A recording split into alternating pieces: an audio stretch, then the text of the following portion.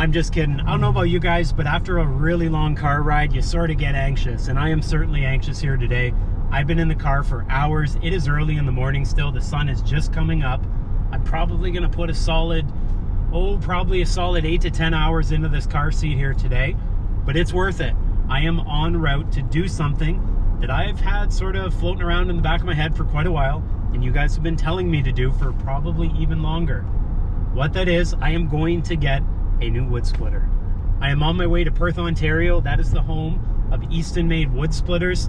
Some of you guys may own those wood splitters. Some of you may have looked at them before, but I am en route to meet Andrew Easton. He's the man behind Eastonmade wood splitters. He is going to introduce me to my brand new wood splitter, the Eastonmade Ultra. And that's right, that's the one with the 4-second cycle time on a hydraulic wood splitter. I don't know what the cycle time is on my old thing, my old wood splitter, but I can tell you it's probably about 5 times more than 4 seconds. This will be a big game changer for me. It'll certainly be a new reliable tool for me, and it's gonna make wood splitting less of a headache and more of an enjoyable pastime. So hold on, we're almost there. At least almost is probably about an hour away, but in terms of a 5-hour drive, 1 hour is almost there.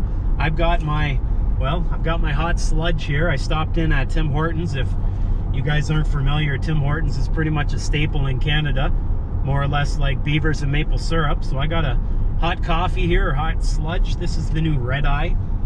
I'm not sure whether I like it or not, but it's decent. So I got that going for me. En route to Perth, Ontario. We'll refuel because we got another 4 to 5 hours to head back, but hopefully this trip here goes fast. We get to meet Andrew before long, and I'm glad you guys are along with me. Guys, here we go. All right, guys, I finally made it. I've made it to Perth, Ontario, just on the outskirts. We're about an hour from Ottawa, maybe about 3 hours from Toronto, and I'm standing here with Andrew Easton. Some of you guys probably know him from Eastonmade. Some of you don't. If you don't, I would strongly encourage you to find out a little bit more about Eastonmade. So we're gonna go inside for a little tour. Luckily, I'm not giving the tour because the expert's right behind me. So Andrew, thanks very much for having me here. I'm looking forward to getting a little tour from you. As you guys can see here, this place is massive. I didn't know what to expect rolling up, but I can tell you, they've got a lot going on here, and it's a lot of good stuff. So Andrew, take it away. We'll take you for a tour, guys. This is Eastonmade World Headquarters here. This is where we build all of the Eastonmade products. We build log splitters, firewood processors, cleaners, conveyors. We do everything firewood here. So this is where everything is built. We've grown quite a bit. Everything's built inside. We'll take you for a tour, guys. I'll show you what's up. And just a little precursor here. I walked through a minute ago with Andrew, and I had to take a break because I lifted my jaw up off the ground. I haven't seen a shop like this with as high tech or as clean equipment as when I came here. So you guys are in for a treat.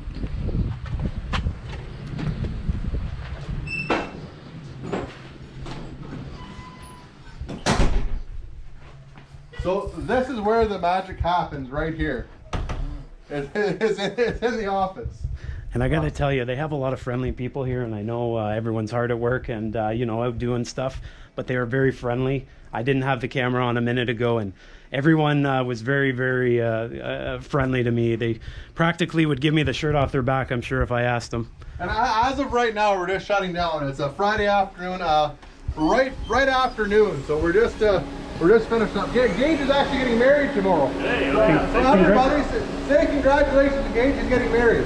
thank you in advance. Yeah. He looks really handsome, eh? Gage, you nervous yet? Oh yeah, big time. Okay, Yeah. well, let's try to calm his nerves here, and we'll wish him well. It's till death do you part, eh, Gage? Yeah, I've heard that a couple times today. You'll do well. Good luck. Congratulations. Thank you. So this side of it here, guys, this is where all of the steel comes into the building. We have a plasma table, a laser cutter that cuts steel. The press brake over here will bend steel. And then we have a couple of machine tools. We have a milling machine, a lathe, and a full machining center over in the corner here. So this is essentially where everything gets cut, bent, formed, everything on this side of the top. One thing I'm going to mention, you guys, although it looks like it's pretty much empty right now, not but 10 minutes ago I walked through here without the camera, This is exactly what it looked like, minus the workers. So they had stuff going on, but everything was top notch in terms of parts laid out, equipment, and cleanliness. That's one of the things. If I had a shop like this, I tell you, I could lay a mattress on the floor and sleep here. I was very impressed when I came through here originally. The thickness of steel I saw you cutting here was pretty phenomenal. This machine here will cut up to about an inch thick. We normally use it for anything that would have a thinner material, a thinner gauge material, or something that needs to be very, very precise. This machine here will cut within 1 or 2 thousandths of an inch typically. So a lot of the time it'll save a machining process, or if we have to do anything that's fixtured together. If you look at a lot of our parts, they're actually fixtured together, so it saves a lot of measurement and a lot of squaring parts up on that end of it. This here is our laser machine. So it will, on the far side of it, there's two different tables on it. So while one deck is cutting, you can be unloading the other deck. And like I said, the precision and the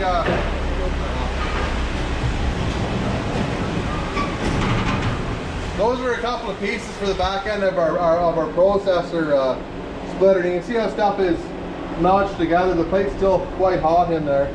But the precision and quality of the cut off this machine is very, very high.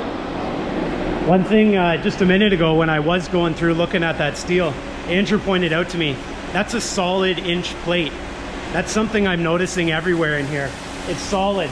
I'm just walking by little guards, and I mentioned to Andrew, this guard is thicker than like a weight-bearing piece on some of my other equipment. So very impressive, the amount of forethought that goes into it. Like, look at this. Look at the thickness here.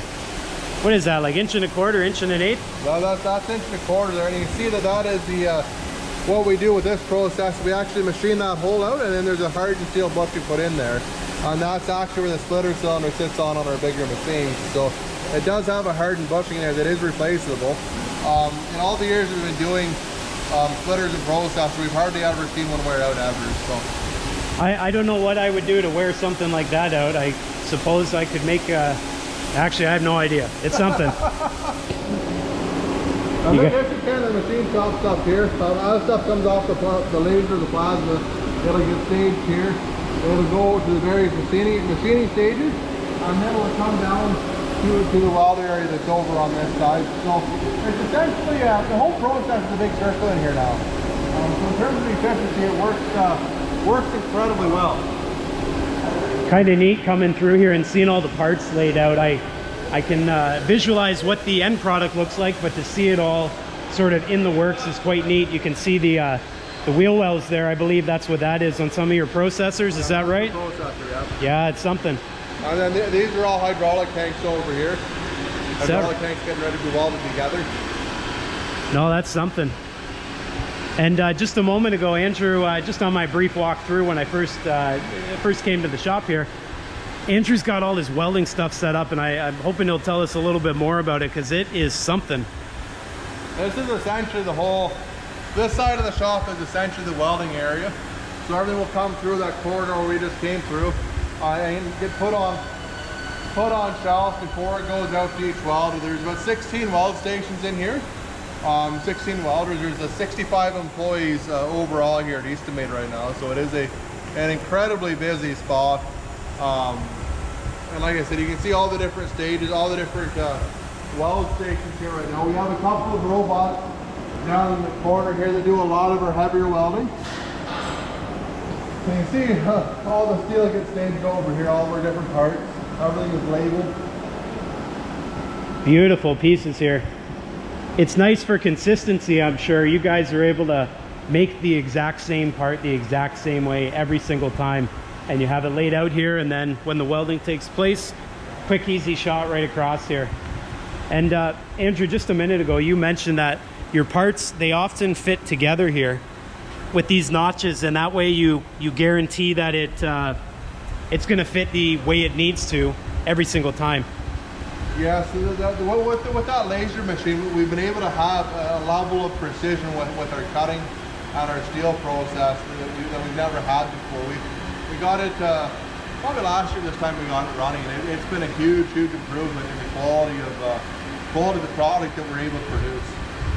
I think that's sort of the thing that's resonating with me is you're not here as a sort of a speed shop trying to push things out the door. I'm noticing while the workers were here very shortly ago, they were all real committed to doing the best they could on their job. So they're making things that I'm sure are going to stand the test of time.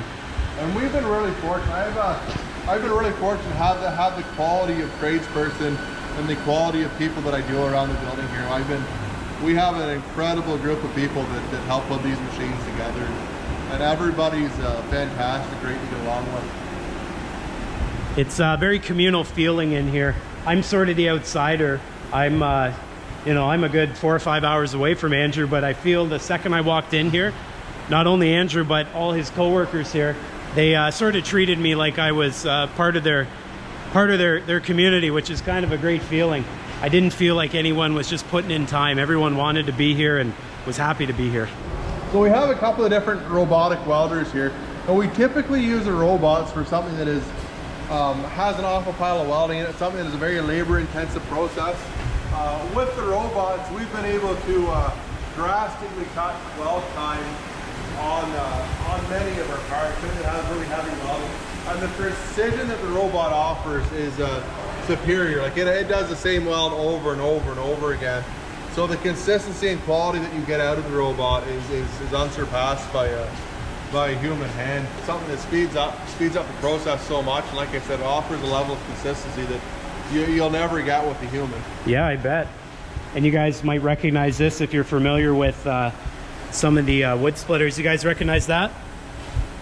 Andrew, that's part of your box splitter, is that right? That's the return? That is the return arm for the box splitter. Check this out, guys. I know some of you are running box splitters, or maybe you want to, but just check it out. Like the thickness of the steel, that's what I sort of noticed throughout the shop here. Nothing is light gauge.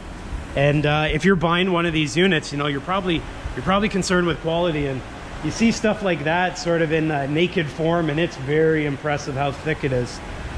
Got it. Here is actually one of our axis splitters. This is the frame of it. Wow, yeah, I see it, yeah.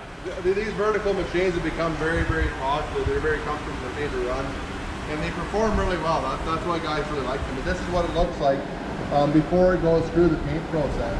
Beautiful. And look at that, like have a look at that. You guys see this?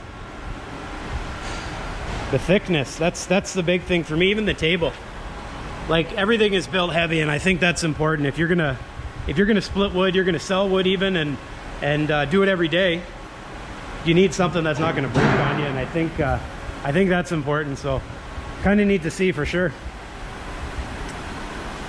And then down in this area, this is where our paint and assembly is. So as it's set up right now, everything is sandblasted before it gets painted. This is a critical part of this process. A lot of stuff that gets powder coated is simply white. It's actually just plain, and it's not sandblasted. So if you see powder coat flake off, if you look underneath it, there's actually no grit there. Where we go through a process of sandblasting just about everything that we do, and that really helps the paint adhere and last long. So down the road, you're still going to have a machine that's going to look as new.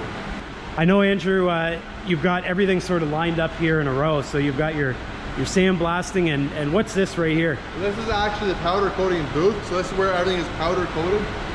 It's big enough you can fit an entire firewood processor in there. So the powder actually gets sprayed in here. It's electrostatic. If you paint a tube, it will coat both sides of the tube. It's a very good process compared to liquid paint. And then over on the other side is actually an oven. The oven will go to about 400 degrees and bake the steel right into the paint. So we have 3 different assembly stages here.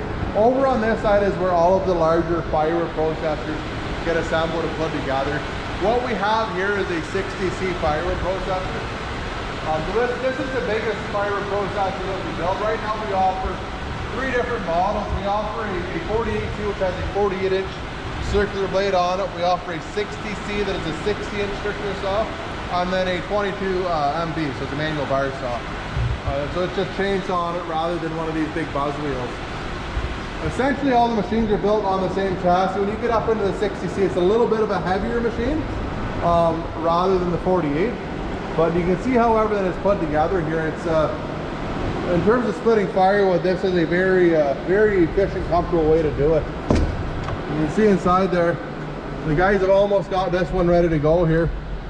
Could you guys imagine? I'm just trying to wrap my head around this. I saw this for the first time a few minutes ago, and I didn't really say much as Andrew was just sort of showing me the basic machine. I didn't say much because I was so struck by it. This thing is like, you know, when you see equipment and it's like the best equipment you've seen, this is it. This is the best firewood processor I've seen. I've seen other brands. I tell you, this is it. This is something. It's got to be right there. This is an incredibly heavy machine. It's a machine that's going to be one of those machines you can buy and run and run and run and run. It's designed to last and stand the test of time. And Andrew, what you were mentioning to me before, this thing weighs, was it 18,000 pounds, or does this? You're right around 18,000 pounds, 19,000 pounds of the machine. So it is a incredibly heavy machine. And that's what we try to do. Like, it costs a little bit more on our end of it to put good quality steel under heavy grade steel. But at the end of the day, our customers get a good quality product that's built to last. I can tell you, last is the key word there. You know when you buy stuff and you know, oh, that's gonna last a year, it's like, I don't know, this might last longer than I last. Now, is that your oil cooler there? Yeah, that's the hydraulic oil cooler on, and the oil coolers are pretty cool setup on it too. It actually it'll speed the fan up and slow it down depending on how hot it is. So it's a variable speed fan on it. It's pretty high technology. Even everything that's on the machine in terms of the control system on this, it's all fly-by-wire. Everything's electronic controls on it. It's run on one joystick. We'll run off absolutely everything on the machine, and it's yeah, it's nice. It's incredibly, in terms of splitting firewood, even compared to a lot of the processors on the market, it's very, very comfortable. A lot of machines aren't built that ergonomically. Yeah. We try to really focus on that, focus on the operator. You guys have probably seen before, you get a piece of equipment and you're trying to operate it, and there's like 7 levers in front of you. Well, that's fine and dandy, but if you have a joystick option, you're gonna learn that real quick. And I know for myself, you know, you learn that quick, you're gonna become more efficient, and then ultimately you're getting more wood out the door. And Andrew, is this a fuel tank here? It is a fuel tank. So that's fuel, and then on the other side, the big one's the hydraulic fluid? Yes, it is, yeah. And I notice it's massive. Is that to keep the temperatures down yes, with the cooler? Yeah. Like these machines here, like even if you get them down in the southern United States and in hotter climates like that, they run very, very cool. And that's one thing with the firewood process, and even logging equipment in general, it tends to run very hot, where this it stays at a very, very good temperature all the time. It's very well regulated. It's a nice system. And your chain here, your roller chain, that's some beefy stuff. Not to mention this right here. You're not going to bend these. No, not at all. Maybe with a torch, but you'd be hard pressed, I'm sure. I noticed as well you've got grease fittings like Zerks where you need them, so yeah. It keeps everything as opposed to wearing out. We try to make everything as serviceable as possible. It'll just help something last. Like sure. The amount of time it takes to take a grease cut around to something, if there's an option to do it, it's gonna save the machine and make it last for years. Yeah, no, that's something. So coming over from processor assembly, this is where all the processors are assembled here. And then we kind of have the 3 different stages. We have the processor assembly, conveyors and disc screeners, and then the log splitters are assembled on the far side. So right here, that is a conveyor for the back of a log splitter. This is if somebody were to buy a 2228 or a 37D with an attached conveyor, this is the conveyor that would be going on it. It's actually going on this machine right here, which is a 37D. But this is where all of the splitters are assembled, right here. On this area, we have 3 different guys that assemble them, and we have a couple of guys that do preliminary parts, and they're over on the other side. So again, it's kind of staged in such a fashion that we're just ahead of the next guy. So this machine here, as you can see, the axles are in a different location we typically do them. So this machine here has a 36-inch stroke, and the customer wanted the axles back here. And that's one of the simple things that we can do. We don't normally do a lot of customization, but in an instance like this, it's a very simple simple task for us to do it. So that's why this machine is so long. It's actually for outdoor wood boiler or somebody doing maple sugar will buy a machine like this in order to split the wood to the length that they need it. I tell you, this is impressive. And this is another diesel unit getting ready to get put together here. This will be a 37D also. It'll have a small Kubota on it, the D902 Kubota that's on it. And they've become very, very popular. A lot of people are buying the diesel units now. Cost of fuel and then general longevity of the machine too. Lasts an incredibly long time with the Kubota on them. And your valves here, I noticed they're pretty robust. Do you stick with a certain brand of valve at all? We do run Galtech almost exclusively on the log splitters. We've run other brands before, and you've probably seen it too, Sandy, where the linkages will be exposed and they're actually pins. Well, this is a proper grease ball joint in here. It's a sectional valve filter. You can see the different sections in here, and it's all really heavy stuff.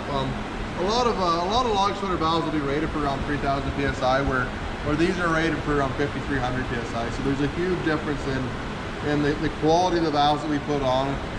The detent sections where the actual valve locks on.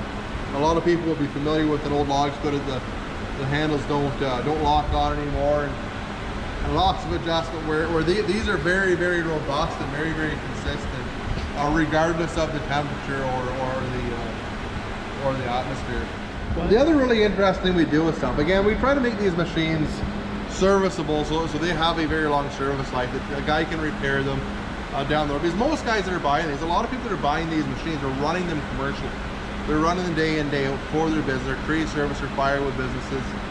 So that's what we try to do. So this is actually a brass slide that we put on it, and you can see how heavy that is. So that'll actually ride on the side of the beam, and it is replaceable. You can also flip it because it's symmetrical. So if you happen to get some wear on that and you need to flip it over, you can do that and wear the other side.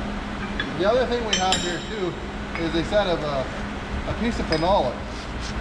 So on the splitters, we run a piece of phenolic. It is same material they build computer boards out of, actually. It's 1/4 of an inch thick, and it will actually saturate with grease too. So when you pump the pusher full of grease, the grease will slide in here and it'll go back and forth and actually lubricate the beam. And once that's saturated with grease, it's a lot like brass. It'll just hold the grease and hold the oil. And again, those last in the process of a splitter for an incredibly long time. We very seldom send those out that are worn out. On the processors, because they cycle so much faster and so much more often, it's actually brass all the way around the beam on a processor.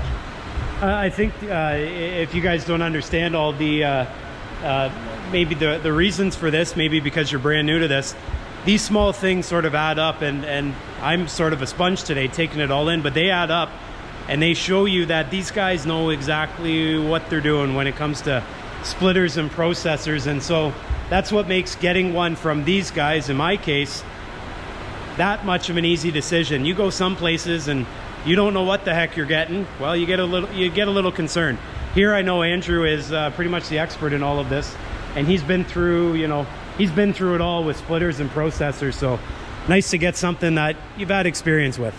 Yeah, I've got a lot of pieces of steel apart to get here, but we have a really great product. Like I feel it's superior to a lot of the machines on the market. That being said, when you get into this commercial splitter market, when you're looking at a commercial splitter, you have some choices here. You have a couple of really good brands to choose from. I honestly don't think you would go wrong when you get into this caliber of splitter or that caliber of processor.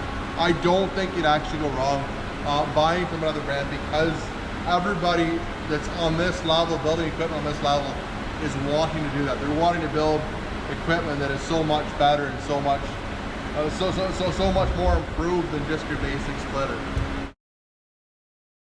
I mean, you're good there, I think. That'd be really handy for him. We can't make something like that.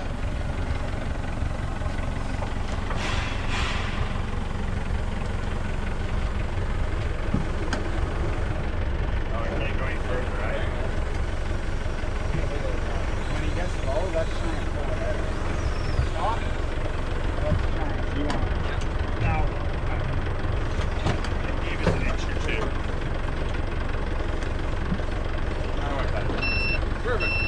Well, guys, we're going to call it a day there. It is Friday afternoon. I know Andrew has taken time out of his day to show me around, but if you have any questions at all, make sure you check out, make sure you check out the Eastonmade website, but also check out the Eastonmade Wood Splitters YouTube channel.